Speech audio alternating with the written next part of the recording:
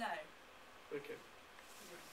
Was that percentage of numbers of shareholders or numbers of shares? Yeah, it was numbers of shares actually. Numbers of shares, so like 70%, 75%. Yeah. Yeah. Well, so Sorry, you're talking about your range of. I was going to go into more the operational side of it, but if we were talking about like Yeah. the operational side is important. Yeah. No, that's kind of also what I'm Well, driving at. for the operations side, we have levels of the amounts of money that we're authorised to spend in one go, and we obviously the investor can veto pretty much anything because it's his money. But we need to justify it, and there needs to be a majority that seems actually spent the amount of money, which is. What about from your view? Do you exercise that kind of control over how the money is spent in the company? Right. In my case, it's quite simple. The person actually did it when it's sold now, and it's only 5,000. So I can actually take a hit on that. Yeah. So that was a site you go. Well, like okay. So first one kind of. Yeah. Okay. So I mean, what are other experiences in the room about sort of investors exercising kind of operational control over spending decisions and that sort of thing? Has anyone got experience of that they want to share with the group? I suppose, like, I mean, we set a budget out, and it was like, we have miscellaneous costs, and we set development costs to do this, marketing to do this, and if there's variation, you just got to justify it. We didn't really have to, the money was in the bank as of when the investment was closed, and we just spent it according to the budget, and they checked in with us sort of every month how things were going, if it was according to the budget, and if it, Yeah, mine was given really quite a lot of freedom with the investment, and I think it was all down to I still haven't taken a salary, and that has given them a lot of confidence and trust in what they're doing. They still see, like, if I go on tour doing something, I stay at the backpackers place, so they kind of think that I'm looking after their money as if it's my own, and so they don't really check up that much or kind of say I can or can't do anything, because at the end of the day I think I've earned their trust that if I spend money. But do you have an agreement with limits in it that they could clamp down on you if they wanted to? No, I don't. You don't? I'm the same as Lucian, by the way. It's just complete freedom. I don't understand why we were worried. Judging by what you've been talking about, how we've got stuff organised is quite different, but it seems to be to my advantage, so I'm probably missing something.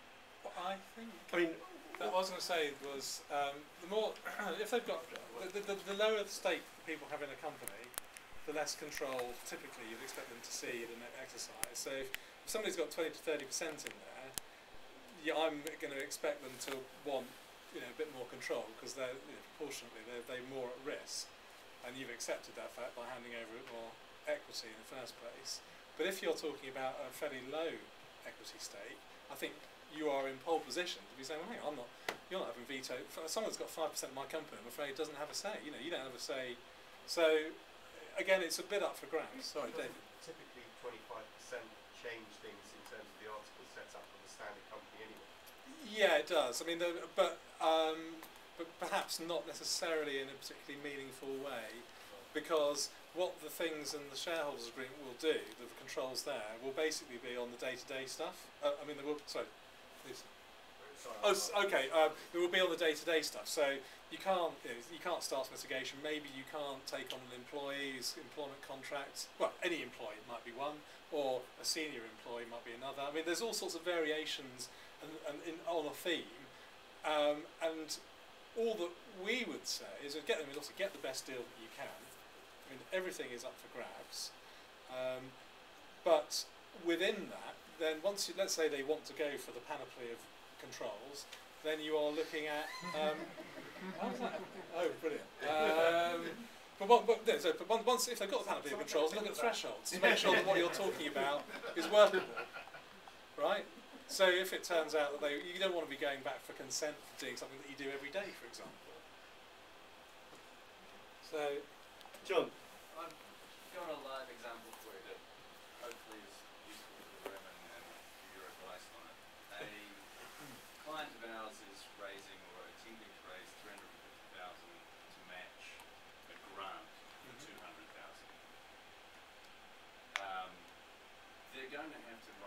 some sort of short document that says this is who we are, this is what we do, this is what we want to raise, and they've already determined that they're prepared to give away 20% for that figure.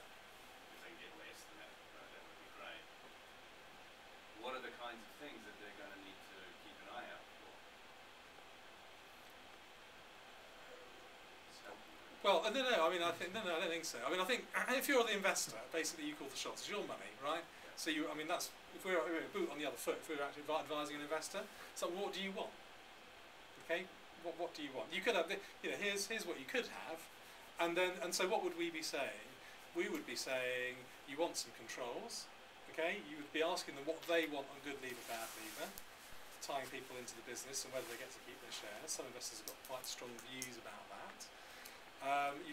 You would want things like drag and tag rights. I mean, we haven't touched on those, but the ability, well, you want tag-along rights, so that if they sold out, you could basically tag your shares on and sell them with the founders that were going out as well. That sort of stuff.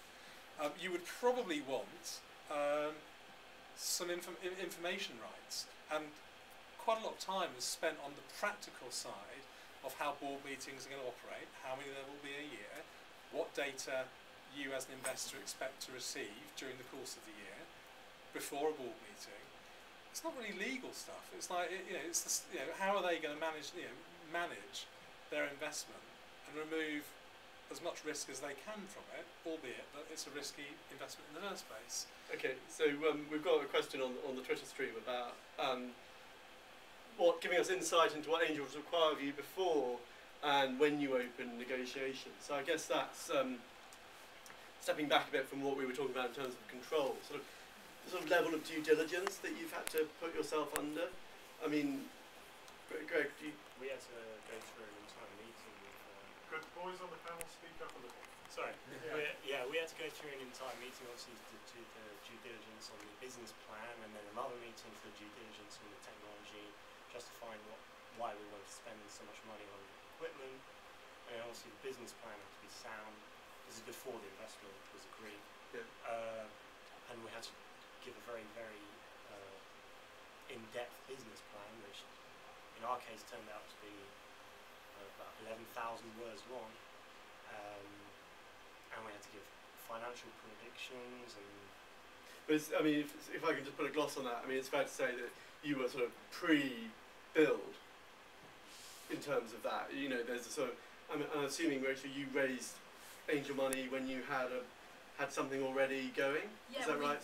We had a sort of a very basic prototype, and the funding that we raised was to actually sort of take that from what it was and add further functionality and users to it. So I think I can relate to that in some senses, but it probably wasn't quite as detailed. So we had to produce a business plan, quite reasonably detailed sort of business model predictions. So big Excel justifying our revenue model and the costs associated, and they were quite interested in the operational plan as well. So what milestones we think we could hit by certain times. Yeah. I just want to address one more topic. I think we've sort of got time for one more topic, and that's sort of where the angels want to sort of tie you up personally in knots, and that sort of comes into what Barry was just talking about with the good lever, bad lever clause. I mean, we addressed that, recapped that very briefly at the beginning. But sort of essentially, if you leave the business, you have to give up your shares. I mean, typically in deals that we see that investors insist on a new proper employment contract. But let's face it, most businesses, until they have investors, no one's probably bothered with the founders having employment contracts. Investment agreements often, as Barry was saying earlier, have much tighter restrictive covenants. So if you do leave, you can't just go up and set up the same business immediately. In fact, there will be a period where you're sort of locked out of that particular market. So